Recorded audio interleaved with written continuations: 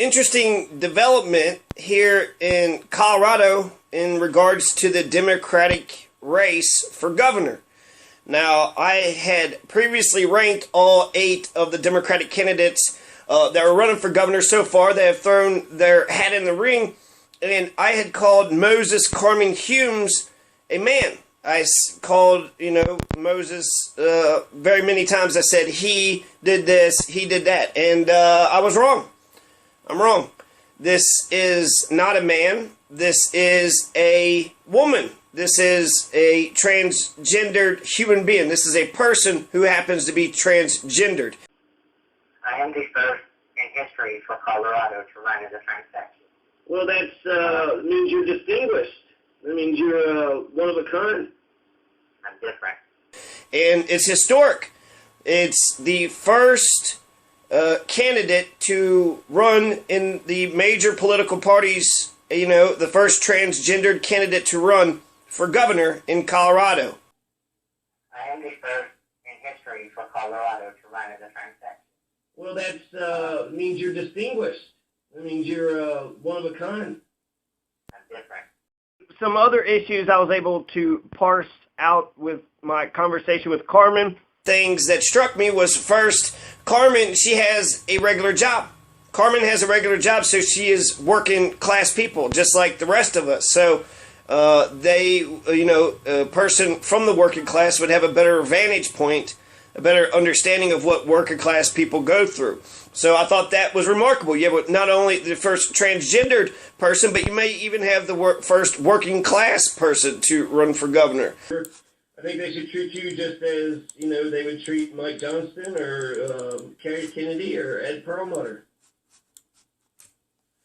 Oh, I'm going to make them realize I'm not going to sit down. And she also said that it's possible, for a police officer to be bad. And if they do commit a crime, that nobody is above the law, that the rule of law should apply, and all the police officers who commit crimes will go to jail. And 2 other things that she had talked about that I wasn't actually too inspired about. She hadn't heard of ranked choice voting, and, to assume that the Republicans or the Democrats will make room for the independents, even if it is pro-democracy. She said that it was interesting and she would look into it, but she didn't make up her mind about it. Natural gas. So Sweden's trash to electricity, they have to burn the trash in order to make the electricity, but she doesn't like burning the thing because that's putting smoke into the atmosphere, and that's pollution. But for me, when you're still burning it, you're still polluting our air. And I had asked about natural gas. Natural gas isn't, the cleanest. Well, I don't know if it's clean or not. Fracking gets pretty dirty. And I said that, it causes earthquakes. She said it did. She said she would protect the marijuana industry. So the law passed by John Hickenlooper, she will protect that law. So she specifically referenced John Hickenlooper's law, who's the current governor right now. The legalization of marijuana. This is another issue that's really important to me. Will you protect the marijuana industry? I will if it's something legal. Right. So the strawberry fields in Pueblo has nothing to fear with a Humes administration? No, they don't. I will protect John Hickenlooper's bill he passed with the marijuana law.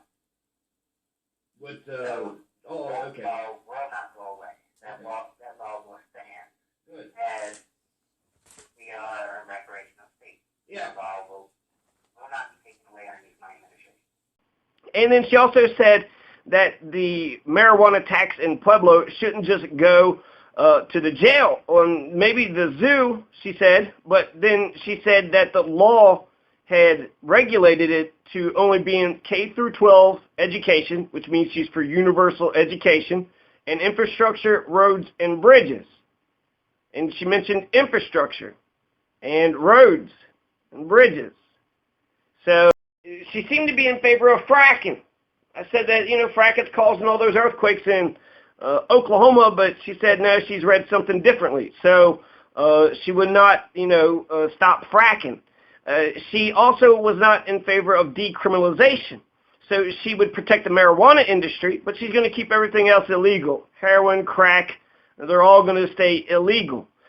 What about, would you be open for decriminalization, other drugs, ending the entire war on drugs and just being like Netherlands or Portugal? I think Portugal decriminalized all drugs.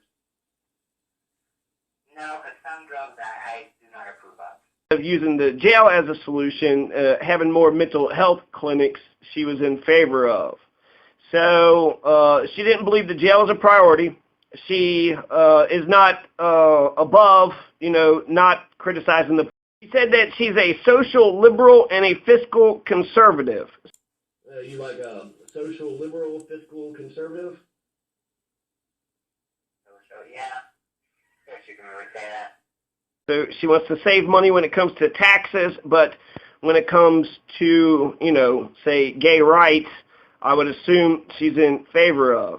Now, in terms of the ranking, now talking to her, she's, more thoughtful, not as progressive as I would like for her to be, but she's still more progressive than all these other candidates. She's up there with Ed Perlmutter and Noel Ginsburg, so I'd put her at number 4. I'd move her from 6 to 4. Above Kerry Kennedy and Mike Johnston. So the reasons being, because there are substantial issues. She is willing to criticize the police. She will protect the marijuana industry. She cares about the homeless. Where there's a will, there's a way. She's in favor of education and health care and protecting the environment. Talking about mental health issues, solving mental health issues. She's talking about single-payer health care being, a solution. She was lukewarm on single-payer, but she was like, yeah, that's kind of the only place where you could go right now. Actually, when it comes to Trump Care 2.0, it seems pretty unanimous. All Democrats absolutely know that this bill is dog shit. And she mentions infrastructure, which is who mentions infrastructure. Infrastructure is very important. So protecting the marijuana industry, criticizing the police, being critical of the jail, being against Trump Care 2.0, being for the homeless, for K through 12 roads, bridges, infrastructure. These are, these are really good social liberal, fiscal conservative. I like all those things. So while she's no Adam Garrity, she is a very strong progressive. Okay, so I'm Jonathan Masters, and I'm sitting here talking on the phone with Moses Carmen Humes, who is a Democratic candidate for the governor of Colorado. How you doing? I'm pretty good. Yourself? I don't know. We already kind of mentioned some of this stuff. So let's just get right into the policy. What do you think about universal health care or the health care bill that Trump passed? Or just health care. What are your thoughts on health care in general? I do not stand with the new administration's health care policy. I do not stand with raising people with preconditions. Yeah, no, right. No, I think it's an absolute disaster. God, I think it's like one of the worst things. I don't even see what was good about it, to be honest with you. It's just a typical Republican, throw poor people off of health care and give rich people a tax break. So it's a massive wealth redistribution. That's sort of how I look at it.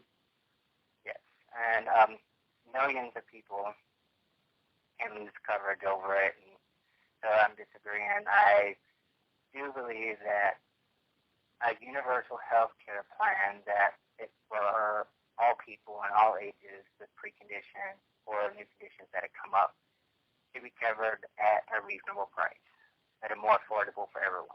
You believe in Medicare or universal health care, like single payer, just like what they do in Canada or Germany or France? I do believe in this because they seem to work a lot better than anything that we have thought of in our country. Right. I'm not saying that that's actually going to work for our country, but we can come up with similar ideas to make it work. It does seem like, I mean, why, if it's working in another country, why wouldn't we just, take that idea, keep it for ourselves? I agree that we should make pretty much one exactly the same, or very, very similar to theirs, that works perfect for our country. Okay. We can do it. It's just you have two-sided parties who never can agree to actually get it done. Well, I don't think even the Democrats are really strong for Medicare for all. A lot of them, there's corporation, all that corporate money goes into their campaigns, and so they feel beholden to their, insurance puppeteers instead of the people. So I don't know. I don't know. I feel pessimistic actually about this. I think the Republicans, there's 52 Republicans in the Senate and 48 Democrats. So it sounds like whatever Mitch McConnell wants. So as much as I like Bernie and his, Medicare for all, I think it's going to be Mitch McConnell, and that's going to be the plan, and the plan will be basically the same thing that we see in the House. So that's going to be a disaster. That's over 500,000 people in Colorado. They're going to be kicked off of Medicaid, and so that's okay. I got a good answer from you on that. This is more about you, not me. I read your paragraph. There's two actually awesome paragraphs that was like, man, who is this person? I need to find more information about them. One was criticizing Pueblo, the city of Pueblo. You said that the special marijuana tax, while you agreed with it going to the Pueblo Zoo, you didn't agree with it going to the prisons. You felt like there was more priority. There's greater priorities elsewhere. Education, healthcare, and activities for the youth and the adults. What do you think about why don't you think the jails need more money? That's not a priority. In my book, that is not a priority. That is just a way to keep people in jail. What do you think is the priorities then? Our priorities is that money is supposed to be spent on K through 12. Okay. That money is supposed to be spent on roads, bridges, right, infrastructure for your city. Yeah. And for me, I will not tolerate a city using it illegally.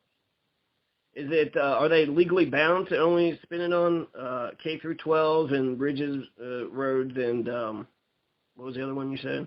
Infrastructure. Infrastructure. When that bill was passed, yeah, in the House of Colorado, that was the agreement, and that's what the bill said it was used for. Right. Nothing more, nothing less.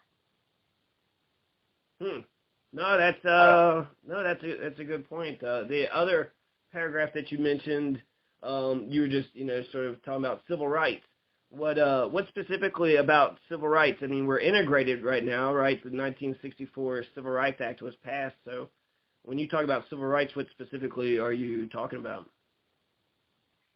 I put civil rights and human rights pretty much together as of that we will stand as one, that we need to protect the people. We cannot allow the people to get ran over by a government. We need to start making sure that we find common grounds within politicians and offices across the country and states that will actually be there for their people. We stop passing ridiculous bills that will hurt citizens of our state and our country. Right. Now, I guess that's good for the general, but it felt like it was something specific. Civil rights in terms of police brutality, civil rights in terms of the LGBTQ community, or did you just mean it really just for everybody? Make sure the Bill of Rights is protected for everybody? Yes, I wanted the rights for civil rights, is protected for everyone. That, as I was explaining to you before we went on record, I don't believe that we should divide people of the race or nationality or what sex you are or what gender identity you are. Right. Because we are all one. Right. We stand as one. Right. No, I totally agree. But since you mentioned it, and I did say I was going to ask about it, you would be the first transgendered governor if you were to win. Are you the first to run? Are you the first to enter into the race for governor? I am the first in history for Colorado to run as a transsexual. Well, that means you're distinguished. That means you're one of a kind. I'm different. They may, I respect you, you know, you're a woman, so I did another video and I called you he a bunch of times, so I apologize for that, but you're a she and you're Carmen, so I fear that the media might label you, and so what, are you prepared for that? How, are you nervous? Are you holding on? Are you?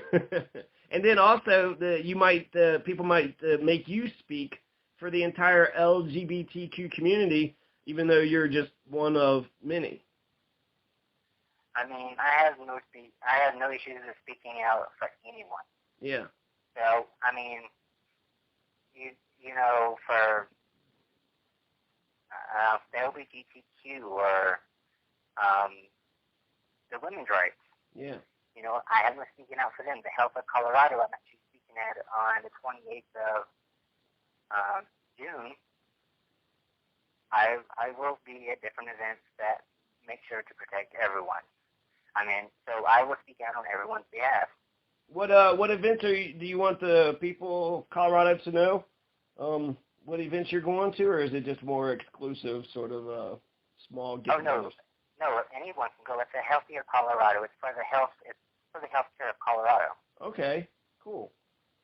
So this is for actually the citizens of Colorado. It's not just for politicians or just a specific nonprofit group. It's everyone can come.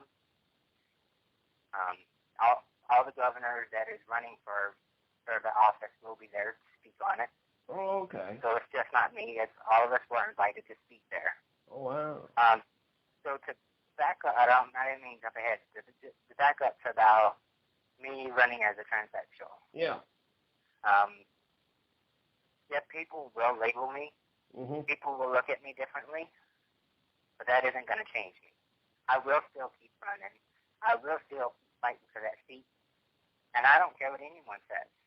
I will make sure that I get that seat to office, to do what I need to do to protect Colorado and its citizens.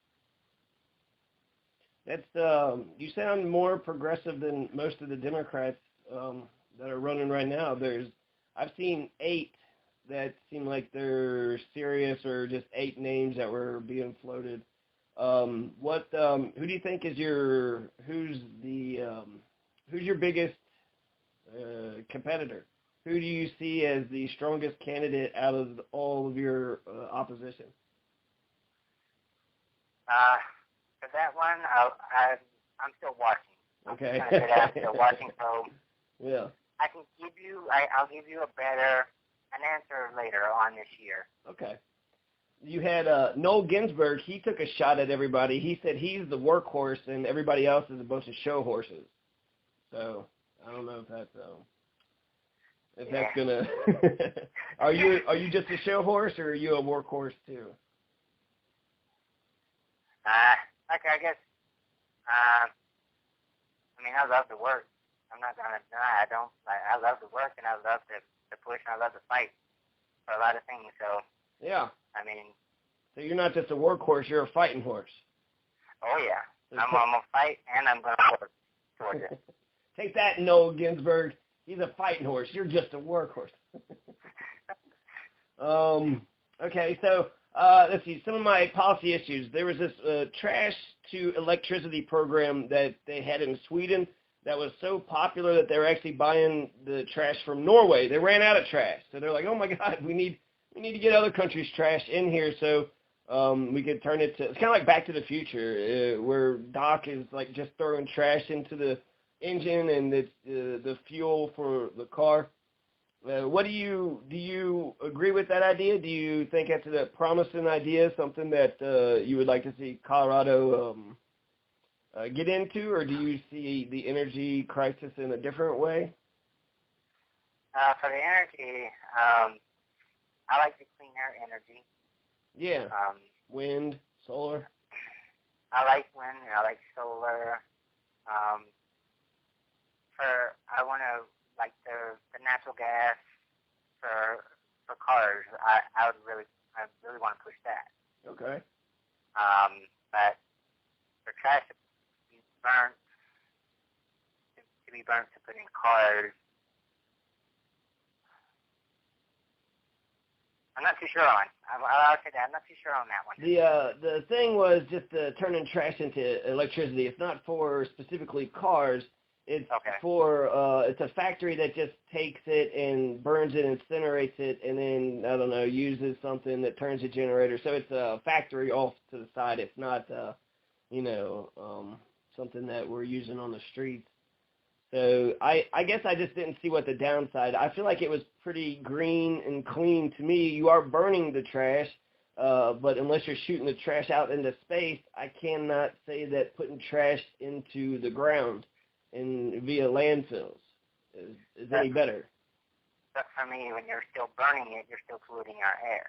Is there a way to filter it? Because Sweden apparently feels like it's the pros versus cons is in the. I mean, for me, the way I look at it, there's pros and cons. I mean, it helps get rid of it a lot quicker. Yeah. But from the cons that I will have to push away from it towards because of the pollution of the air, which I wanted to get away from that. Where I want to have solars and windmills to generate our electric. You mentioned natural gas, which I thought was kind of there's that big explosion that killed those two guys in Denver not 2 weeks ago. And then what about fracking? The natural gas industry likes to frack all over the place and causing earthquakes into Oklahoma. Well, for the fracking and all that, I'm not going to say I'm opposed by it or against it or anything like that. I mean, there's no proven scientific to it that it actually caused earthquakes. It is just what people assume it causes it instead of actually doing physical research before they started naming names of what it was. I've read in articles, but I guess I've never done any actual field studies. But I mean, from quite a few scientists that I've actually heard from, who actually spend a lot of their time in that field, actually said there's been no proven fact that it actually has caused earthquakes anywhere in our country. I guess the fracking issue it's a symbolic issue for me. It makes me feel like the politician will stand up to big business in protection of the environment. Do you see yourself protecting the environment if big business wants to do otherwise? I will. Do you have any examples? Because I have to look at the people around me, and when I protect the environment, I'm protecting the people at the same time. Right. What issue, not fracking though, so what issue would you say is like your thin red line? If big business does this, then I will stand up to them.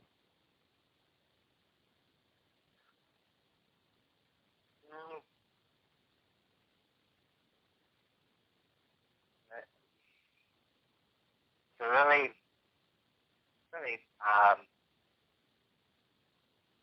a question that I'm trying to think of an appropriate way to say this. Okay, take your time.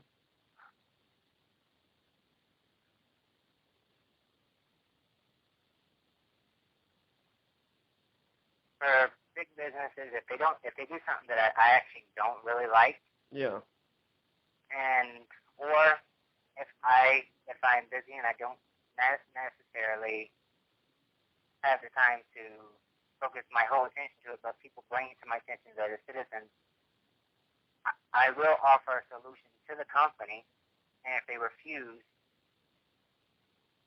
I have to stand with the people of Colorado, and I'm not scared to tell people you need to leave. Yeah. Yeah. Okay. Well, I feel a little bit better. Yeah. Okay. Yeah.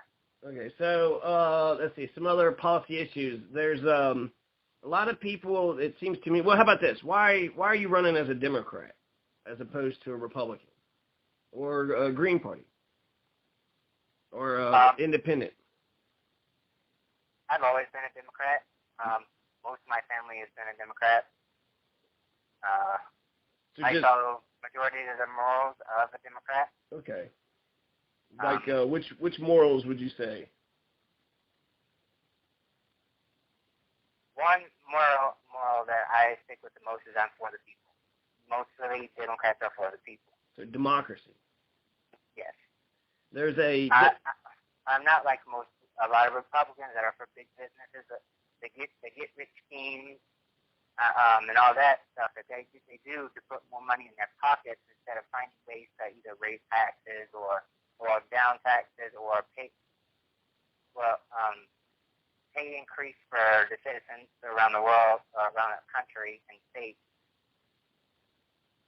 Yeah, a lot of times they just want to enrich themselves instead of actually finding solutions to the problems. That's what it seems like to me. Yes, there's most, and I've noticed with a lot of Republicans, their solution is a solution to make it worse instead of making it better. That's why I didn't choose a Republican. Okay. Let's see. I am a Green Party member myself because I'm sort of a recovering Democrat. I feel like the Democratic Party ran away from me. I see more big business and the elites and the judges and bankers on one side, and then the working class and the sort of regular average citizen on the other. And I feel like Democrats too many times run to the right and they act like Republicans instead of standing up for progressive values and just taking their licks.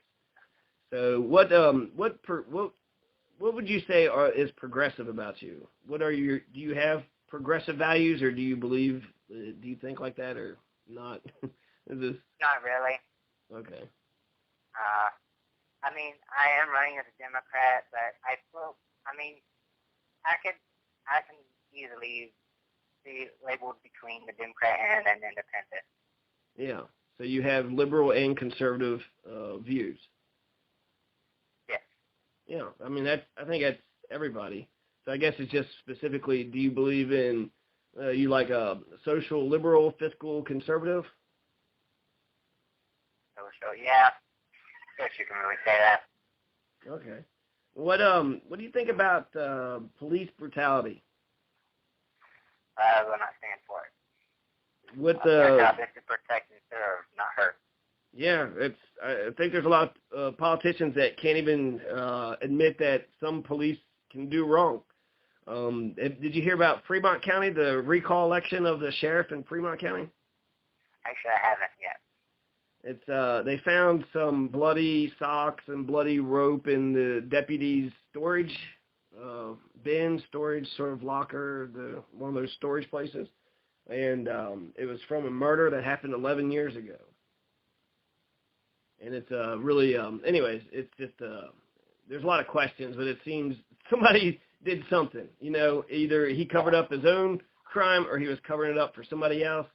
I don't know why you would take evidence from the sheriff's, evidence, whatever, basement and put it into a private storage locker. And then when they found it, the sheriff said, well, you haven't told anybody else about this, have you? So he's like, keep it on the down low. So, yeah, cops can be bad. What will you do about, how will you stop them? How will you, what's your plan to make sure that cops act professional and dignified, like maybe like Andy Griffith or so? I don't know. What's your plan?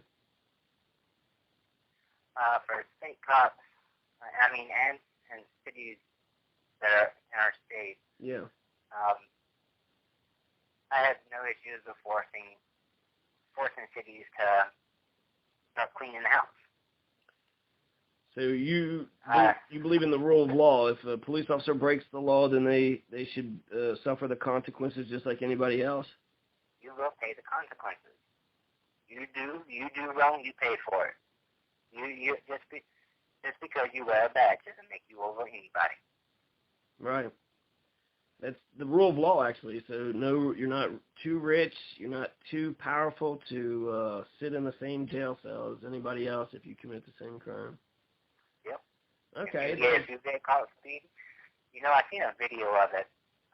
It wasn't in our state, though, where an actual city cop flew by a highway patrol. Yeah. The highway, and this cop was going 120 miles an hour.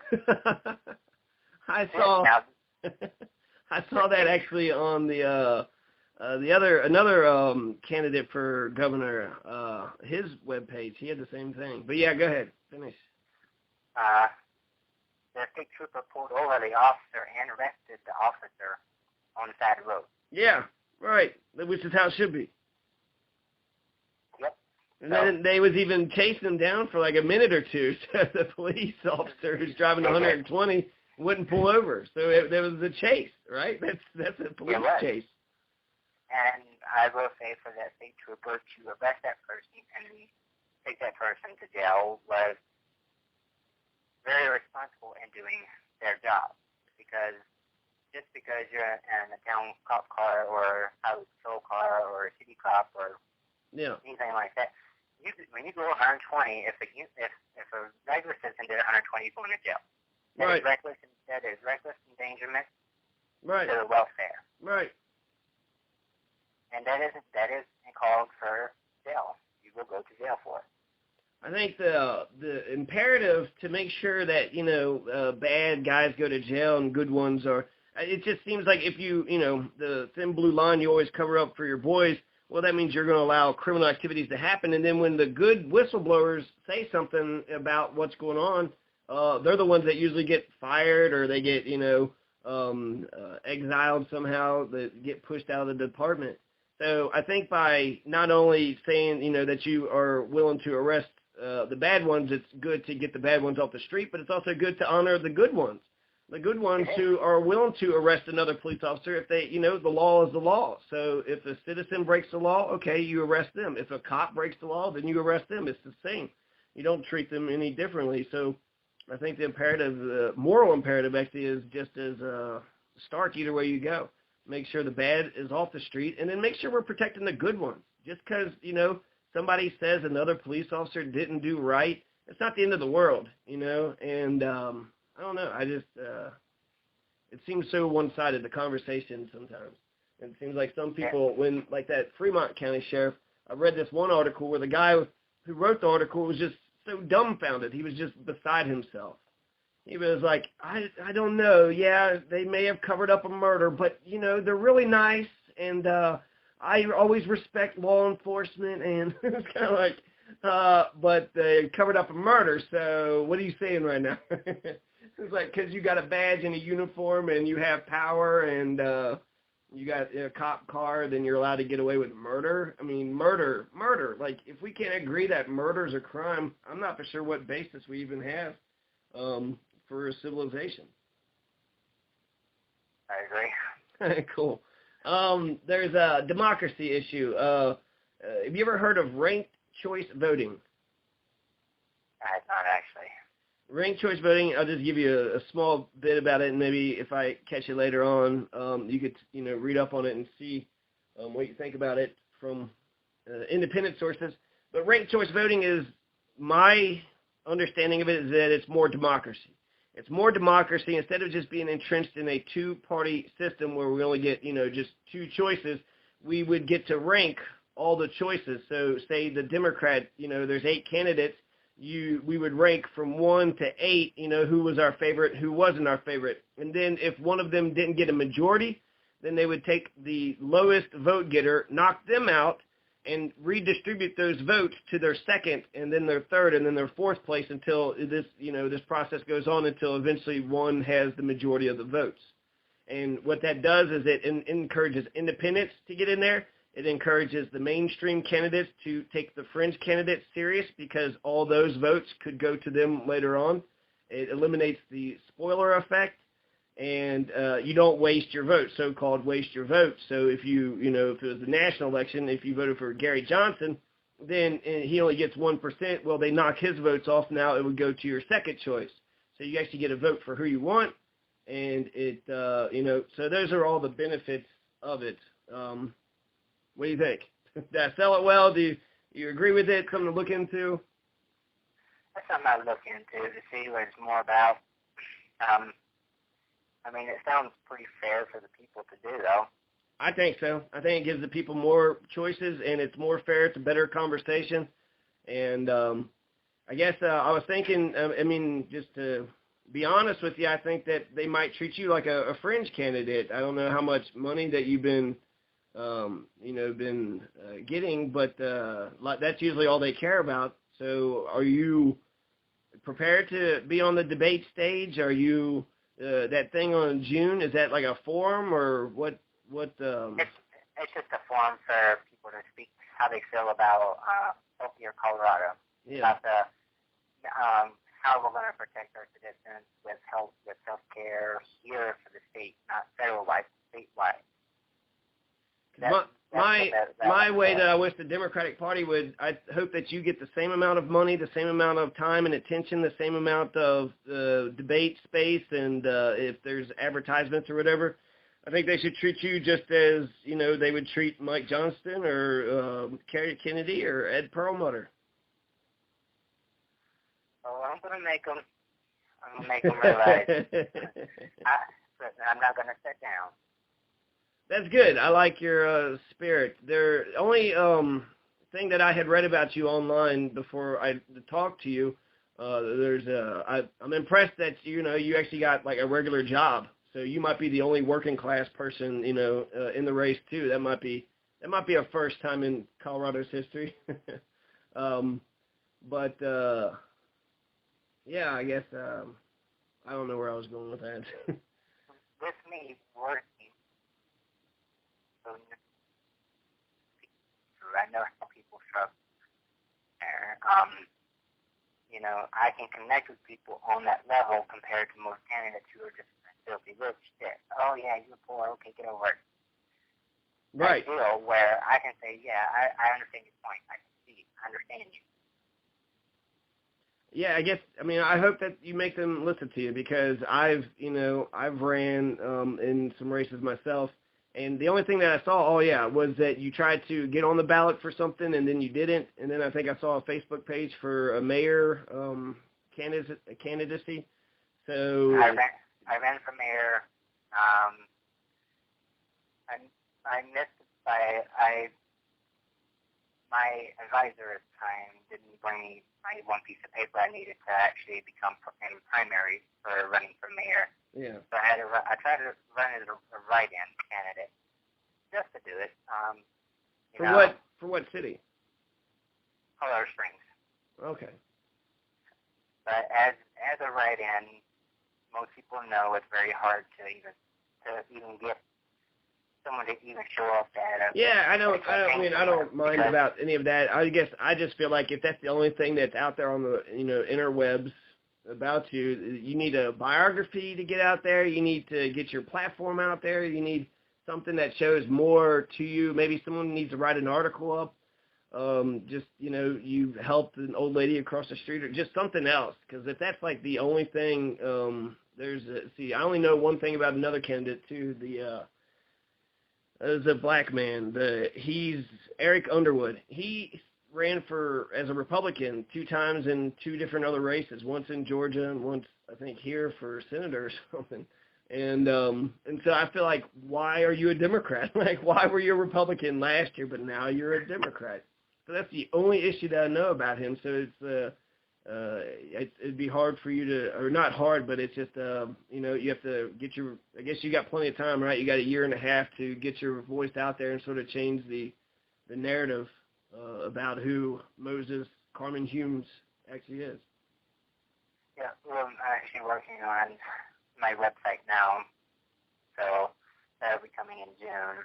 Oh, good deal. But I had one, my editor said, no, this ain't good. Is it too edgy? She says the way I phrase things, apparently, she says we can do it a little bit better so people can understand a little bit better. Is this the same advisor that didn't give the piece of paper to you for the mayor's race? No. Okay. I was like, well, maybe you shouldn't listen to that one anymore. I don't know if they know what they're talking about. Oh, no. See, they're working on making the website a lot better. The legalization of marijuana. This is another issue that's really important to me. Will you protect the marijuana industry? I will until you do something illegal. Right. So the strawberry fields in Pueblo has nothing to fear with a Hume's administration? No, they don't. The state, I will protect John Hickenlooper's bill he passed with the marijuana law. What? So okay. That law will not go away. That Okay. law will stand. Good. As we are a recreational state. Yeah. That law will not be taken away underneath my administration. Good. What about, would you be open for decriminalization, other drugs, ending the entire war on drugs and just being like Netherlands or Portugal? I think Portugal decriminalized all drugs. No, because some drugs I do not approve of. I guess the thinking is that with economics, when you make something illegal, you actually create the incentive to make a bunch of money. So, whereas before when marijuana was illegal, I thought that all the money was in the folks that were willing to, fling, the folks that were willing to sell the drugs, the Al Capones. So you're basically making all the drug dealers rich by keeping it illegal. I also feel like it's about a tolerance thing. When you're, if you have a society that tolerates it, because I feel like if I have a guy, okay, or let's say there's a lady in my next door neighbor, she does a bunch of heroin, but that's all she does. She don't go around robbing. She just, I don't know, takes her Social Security check and just, buys a bunch of heroin, and that's all she does. I don't feel like she's a danger to the community. If anything, I feel like we need to pity her. We need to feel sorry for her and, maybe talk to her and get her some help. And that's what Portugal was doing. So instead of like knocking people over the head and throwing them in jail, they were going to go to health clinics and, other programs to help their addiction. Okay, so first, I'll respond to that for the jail part. As honestly, for jails, I don't approve of how things are being handled when if they want to use money for want to fix up a jail, why don't you, instead of that, fix up a health clinic or fix up a clinic that help people kick drugs or what about more mental mental health services? Yeah. What about, you want to use those services, what about the homeless people? Colorado has a huge part of it. Yeah. And a lot of them are actually on drugs or an alcoholic. Yeah. How about enough ways to get them off the street so we don't have to worry about them or citizens getting issued or bombarded by panhandlers? We can actually be able to help them, clean them up, put them back in the community at a slow pace.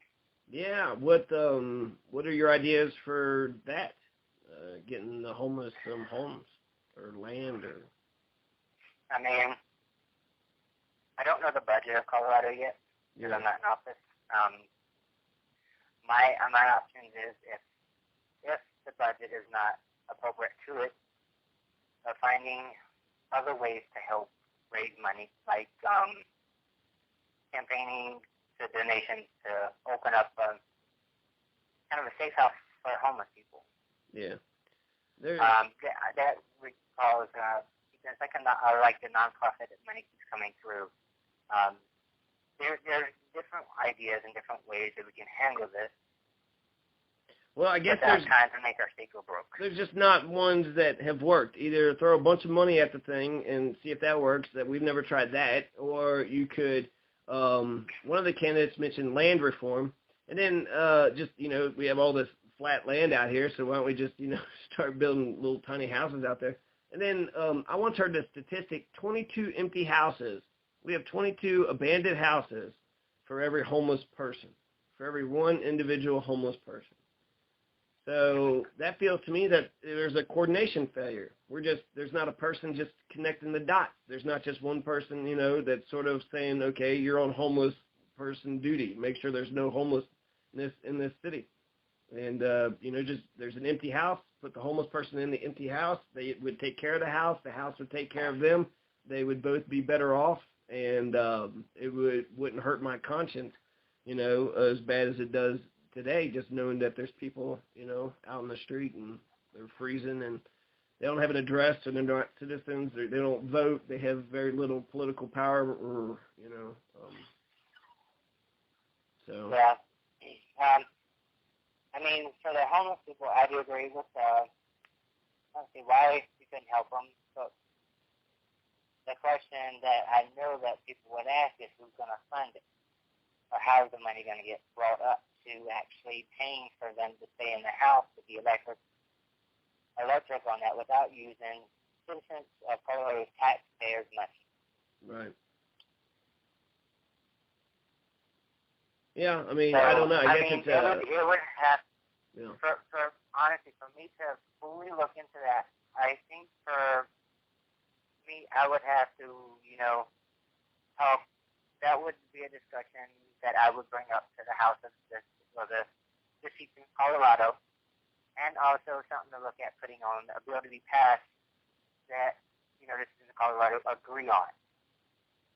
That sounds more idealistic than what I was talking about, to assume that, these politicians who, accept all this money, I would assume they're not a whole bunch of them that are for working class people and homelessness. That would be laughable if you could get that house. I would think that it would take a strong leader that says, we're going to end homelessness and we're going to do it by any means. And it doesn't matter how we get it, but give me some bill, give me something to where we put a dent in this problem, where we advance this. Just too many times. God, we're a Christian nation and we got poverty all around us. So, just caring about the poor isn't good enough for me anymore. It feels like you have to do something. There has to be some major, sort of a aggressive, ambitious vision or a plan in order to solve it, because anything less just won't do it. So that I will be pushing very hard to get something passed with that, because I do want to clean up our streets very much. I don't even know if it's about cleaning up the streets. I feel like it's about caring about people that, that have less than me. I'll rephrase that. Instead of saying, cleaning up the streets, of more, helping people get off the streets, helping people get back into a very good predicament and a very good situation, instead of sleeping in the streets if it's cold, if it's raining. For me, I have a big heart, and I don't like seeing that. So that's why I really want. Many cities, they just like to push the homeless into a corner, out of sight, out of mind, or just kind of push them, on out of the whole town and just let them walk into another town and figure it out that way. Just like I've seen a few other states, and I do condemn this by a far out, where they're actually taking people and putting them on a Greyhound bus and shipping them to their home state, their home city. That's a Kentucky thing. Yeah. So, it's not funny. I guess I would cry if I actually thought about it, but yeah, go ahead. If they're homeless here, they're going to be homeless there. Well, but it's not in your backyard. It's not. You clean the street up, like you were saying. So who cares, right? It's their life. They're not voters. They're somewhere else. They're not in front of our faces. It doesn't hurt our reputation. Businesses don't like that because it is a blight. So that's why I think that's America. If I was to say what policy America has chosen, that's the policy. Put homelessness off to the side, make them move on, just, make sure it's not in front of our faces, and let's not solve it. Let's just make sure we don't actually solve the damn thing. If we solve it, if we was to give housing or land to them, then that'll just encourage more people, right? Unless you could just say, okay, these 100 people, if whoever signs up in the next 10 hours gets houses and nobody else. I think there could be a way to do something. I don't know. Where there's a will, there's a way. There's always a will. There's always a way. It's just I notice a lot of candidates don't want to push. Right. They want to do it their way. They rather stuff their pockets instead of actually fixing a problem. It'd be nice to hear a politician talk about not just the middle class, but also the working class, the poor class. There's the working poor class, too, the ones who work 40 hours a week but still live in, poverty wages. Paycheck to paycheck. Yeah, and then there's the homeless. So there's 4 classes underneath the middle class that I would like to hear mentioned more from politicians. It's not just about the middle class, it's about everybody. Yeah, I agree with you. Is there any... It's not, yeah. It's not about middle class or rich people. Is there any... I've enjoyed this conversation. We've got 40 minutes in here. So is there any issues that we haven't covered that you would like to say something about, or have we pretty much covered everything you want to say? I think we've pretty much covered a lot of things. Yeah, we did. We did cover a lot of things. So, okay. Where do we go from here? Good luck. I'd like to be able